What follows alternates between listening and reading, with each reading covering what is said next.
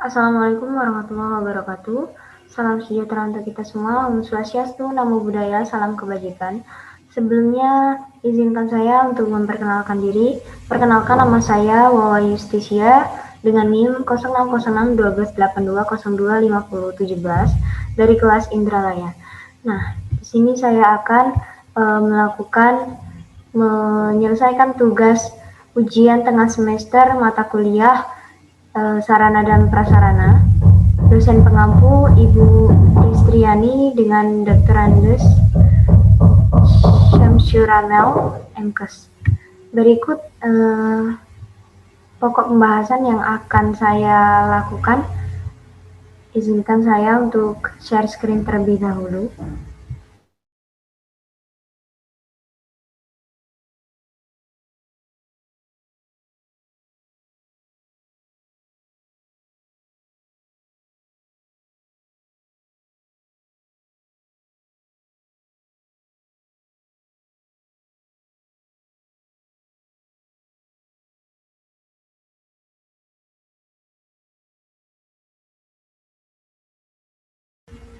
Berikut adalah PowerPoint yang saya buat dengan tema UTS Sarana dan Prasarana.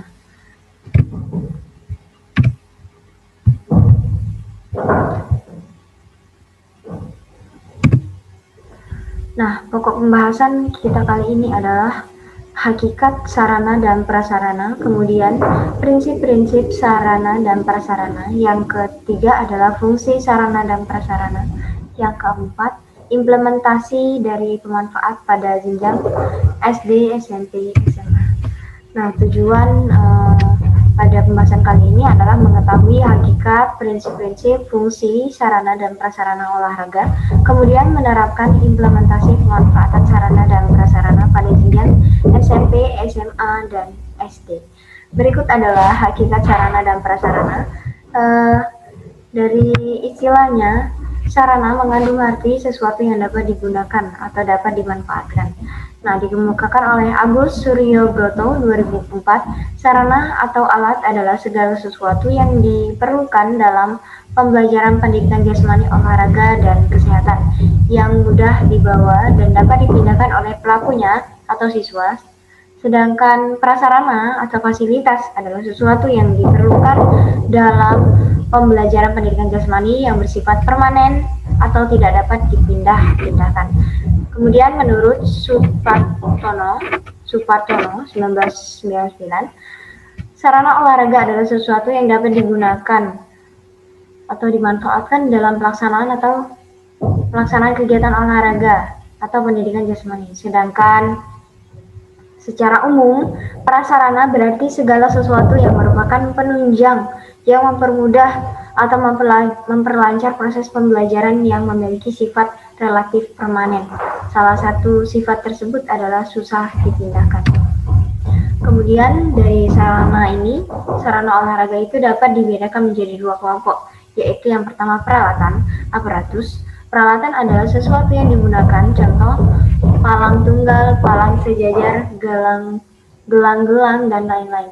Yang kemudian perlengkapan, device, terdiri dari yang pertama adalah sesuatu yang melengkapi kebutuhan prasarana, misalnya net, bendera, tenda, garis, batas. Kedua itu sesuatu yang dapat dimainkan atau dimanipulasi dengan tangan atau kaki, misalnya bola, raket, mukul.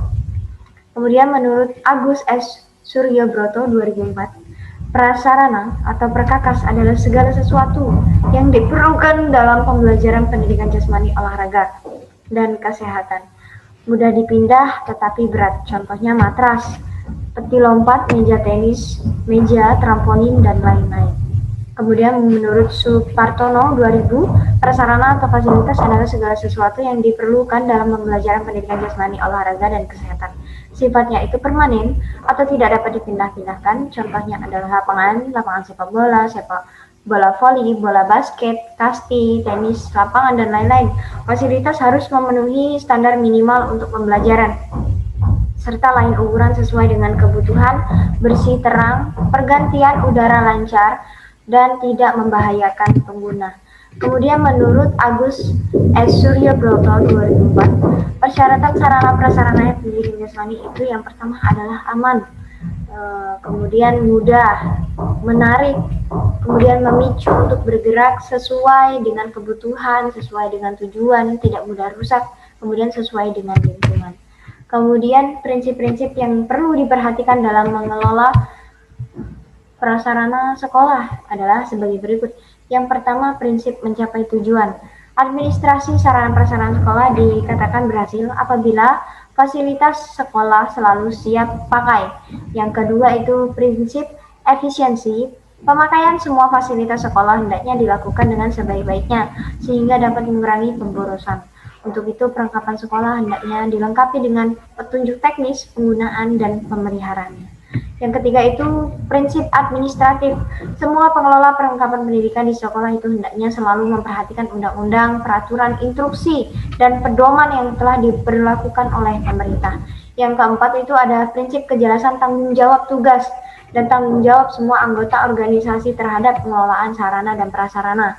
Sekolah hendaknya terrealisasikan dalam bentuk harus dideskripsikan dengan jelas. Yang kelima itu ada prinsip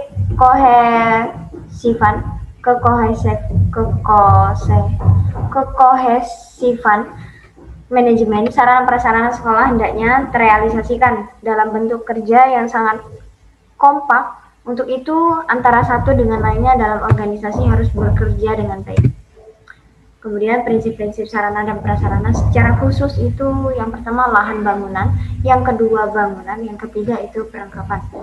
Kemudian ada fungsi sarana dan prasarana. Yang pertama itu untuk memenuhi kebutuhan yang diperlukan di dalam sekolah. Yang kedua ada penunjang kegiatan belajar mengajar secara umum dan khusus bagi peserta didik agar dapat mencapai prestasi akademik atau non-akademik. Yang selanjutnya adalah peranan sarana dan prasarana dalam olahraga pembelajaran. Peranan sarana dan prasarana olahraga pada pembelajaran merupakan media pembelajaran yang berfungsi sebagai alat bantu untuk menunjang tercapainya tujuan pembelajaran. Jika sarana dan prasarana olahraga tidak memadai atau kurang baik, maka ini semua akan mempengaruhi belajar siswa. Jadi, sebagai pendidik harus dapat membuat peserta didiknya termotivasi melalui peranan sarana dan prasarana yang ada di sekolah dan terlibat aktif dalam kegiatan belajar, pendidikan jasmani, olahraga, dan kesehatan secara belajar yang baik. Melalui berbagai usaha untuk mendorong, membangkitkan, mengembangkan, dan membina kekuatan jasmani seseorang. Kemudian ada implementasi pemanfaatan sarana dan prasarana pada jenjang SD. Yang pertama itu melaksanakan fasilitas sarana dan prasarana sekolah dasar dan pendidikan layanan khusus pada sekolah dasar. Kemudian yang kedua melaksanakan penyusunan norma, standar, prosedur dan kriteria di bidang peserta didik, sarana dan prasarana dan tata kelola serta penilaian pada sekolah dasar dan pendidikan layanan khusus pada sekolah dasar. Yang ketiga itu melaksanakan fasilitas pemberdayaan dan penguatan kapasitas penyelenggaraan di bidang peserta didik, sarana dan prasarana, tata kelola serta penilaian pada sekolah dasar dan pendidikan layanan khusus pada sekolah dasar. Kemudian yang keempat, melaksanakan pemberian bimbingan teknis dan supervisi di bidang peserta didik, sarana prasarana dan tata kelola serta penilaian pada sekolah dasar dan pendidikan layanan khusus pada sekolah dasar.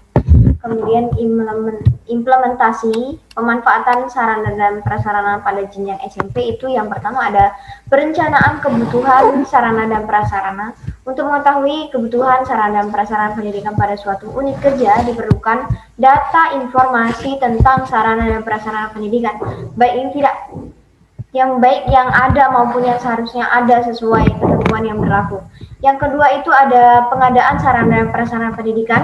Pengadaan sarana dan prasarana pendidikan ini adalah kegiatan penyediaan semua jenis sarana dan prasarana sesuai dengan kebutuhan dalam rangka mencapai tujuan pendidikan yang telah ditetapkan sebelumnya. Jadi yang ketiga ada inventarisasi pencatatan sarana dan prasarana pendidikan. Nah, di dalam inventarisasi sarana dan prasarana pendidikan ini adalah kegiatan pencatatan pendaftaran barang-barang milik lembaga ke dalam suatu daftar inventaris.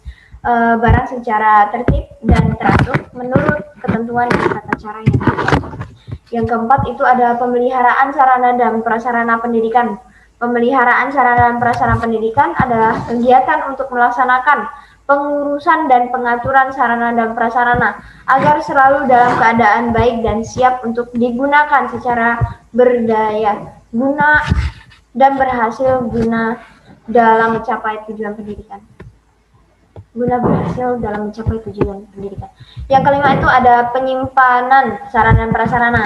Nah, kegiatan ini dilakukan untuk menampung hasil-hasil pengadaan barang milik negara pada tempat yang telah disediakan berupa perabot, alat tulis kantor, serta surat menyurat maupun barang elektronik lainnya.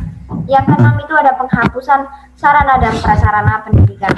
Kegiatan ini merupakan kegiatan yang mengeluarkan atau menghilangkan sarana dan prasarana pendidikan dari daftar inventaris barang karena sarana prasarana tersebut sudah dianggap tidak berfungsi, terutama untuk kepentingan pembelajaran di sekolah. Contohnya, apabila sekolah diberi bola 10, setidaknya bola itu memang harus digunakan 10. Yang ketiga ada implementasi pemanfaat sarana dan prasarana pada jenjang SMA, di mana dalam penerapan perancangan sarana prasarana pendidikan tingkat SMA ini melihat dulu fungsi dari kebutuhan yang ingin dibeli.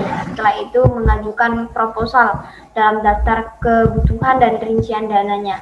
Dalam penerapan inventaris ini, sarana prasarana pendidikan sekolah mencatat sarana dan prasarana pendidikan di dalam buku inventaris dan buku golongan pencatatan inventaris dilakukan sekali dalam setahun. Kemudian dalam penerapan pemeliharaan sarana dan prasarana, melakukan pemeliharaan secara berkala, bukan secara terus-menerus atau setiap hari. Sarana prasarana itu pendidikan yang mengalami kerusakan dilakukan akibat rehab atau perbaikan.